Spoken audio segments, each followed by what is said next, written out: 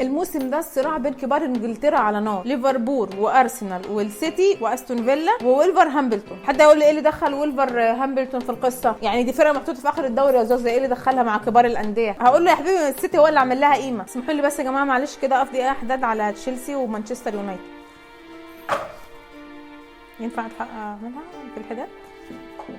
كل المؤشرات بتقول ان استون فيلا بعد ما جاب صرع لجوارديولا فخلاص هو هيعملها، انما انا بقول لكم لا، ليفربول هو اللي هياخد الدوري، ومش كده بس، لا ده كمان هياخدوا الثلاثيه، الدوري الانجليزي والدوري الاوروبي وكاس الرابطه. وده يا جماعه مش كلام وخلاص انا بقوله عشان اقف في المطبخ، هو ماشي انا واقف في المطبخ، بس الكلام ده ملوش علاقه بنقف في المطبخ. يعني خلينا ناخدها يا جماعه واحده واحده. ليفربول بدا الدوري بدايه كويسه جدا ومبشره، اتعادل مع مانشستر رغم ان الماتش ده كان المفروض يخلص 3-1 لو انت رافع ايدك كده، لان في جول كده يعني اتحسب اوفسايد على صلاح، ظلم، حكم ظالم. ما علينا خلاص مش هنبكي على اللي ضاع، بس انا بحب ابكي صراحه عشان ما تعرف عندي خلاص مش هتكلم عن المقاس بتاعتي. بعدها يورجن كلوب لعب احسن ماتش في تاريخه قصاد نيوكاسل. تخيلوا ان الماتش كان فيه تفوق عددي رهيب، يعني نيوكاسل من ناحيه كان بيلعب ب 12 لاعب وليفربول كان بيلعب ب 10 وبقوا 9 بعد ما فان دايك اتطرد. حد يسالني ويقول لي يعني ايه نيوكاسل كان بيلعب ب 12 لاعب؟ يعني قال لكم يا جماعه عشان ارنولد كان بيلعب معاهم، يعني زي ما انتم شايفين كده الكره فلتت منه وجه جول فينا، وليفربول انهار دفاعيا بعد ما فان دايك اتطرد، لكن رغم كده عمل ريمونتادا قويه بمجرد نزول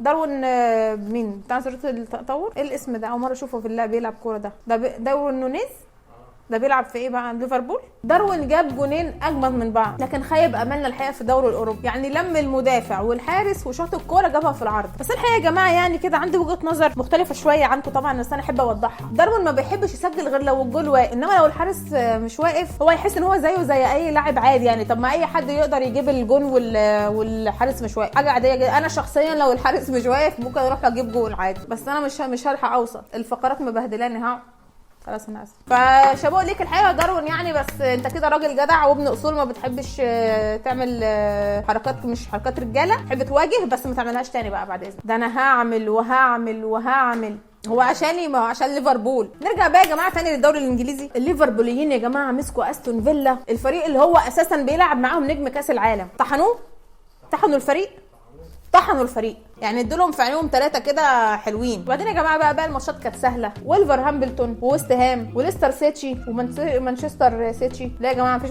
مانشستر سيتي، ده انا اندمجت شويه بس. لحد الماتش يا جماعه اللي هو كان النقطه السوداء اللي هو ماتش توتنهام، انا مش هقول غير كلمه واحده بس، حسبي الله ونعم الوكيل فيك يا متعب. وتعادل تاني مع لوتن تاون وفوز على برنتفورد. لحد هنا يا جماعه مفيش مشاكل، يعني كل الفرق زي بعضها والامور تحت السيطره. جوارديولا يا جماعه خد على عينه من ولفرهامبتون اللي هي اساسا الفرقه دي يعني ملطشه الكل، كل واحد ماشي عايز نقط يديها على عينيها، واحد عايز عنده طاقه كبت كده عايز يطلعها يعمل مشكله وياخد اجوال وينجح برضو يديها على عينيها. وبعدين يا جماعه قبل المركز الاول في الدوري اللي هو الارسنال، وارسنال طبعا يا جماعه علمت عليهم، وجوارديولا قال لتلميذه ينفع كده يا صاحبي اعلمك الشحاته تقوم سابقنا على الابواب؟ المهم يا جماعه جه الماتش اللي الكل كان منتظره، مانشستر سيتي وليفربول. السيتي استغلوا كده كالعاده غلطه كده في اول الماتش وجابوا منها جول. يا جماعه اليسون كان تعبان اساسا في الماتش ده، كان لسه بيلعب تصفيات كاس العالم، فهو اصلا يا جماعه كان قصده يشوطها كده يعني.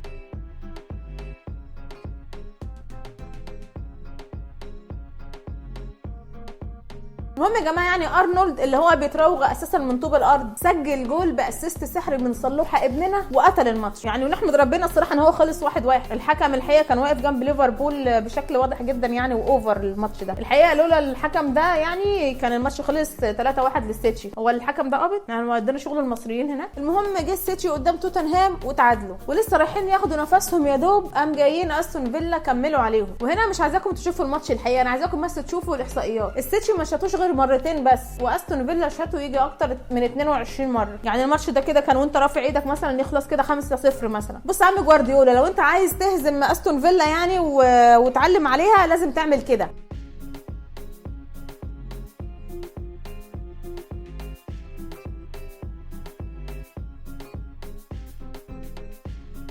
وبس كده يا جماعه يعني، يبقى كده ليفربول قدامه بس عائق وحيد اللي هو الارسنال. وانا من موقعي ده يعني كده وبفضل يعني متابعتي للكره اتوقع ان هم كده يعني هيكسبوا، يعني ادائهم حلو يعني. ممكن يا جماعه الماتش اللي جاي ده يخلص 4-2 لليفربول، وبس بقى يضمنوا بقى المركز الاول في جيبهم. والدوري الاوروبي كده كده احنا على وضعنا فيه، وكاس الرابطه يعني احنا كده بنكلمكم من ربع النهائي. طبعا انا بتكلم بصيغه احنا يعني عشان انا بتكلم عن ابننا صلوح، انا هنا انتماء لليفربول عشان صلوح يا جماعه. واحب اقول في الاخر يعني مبروك علينا مقدما ومبروك على صلوحه مقدما برضو. وصحيح هو عمل ايه في جائزه افضل لاعب افريقي؟ لسه نتمنى لصلوح ابننا ان هو ياخد المركز الاول والمركز قبل الاول كمان.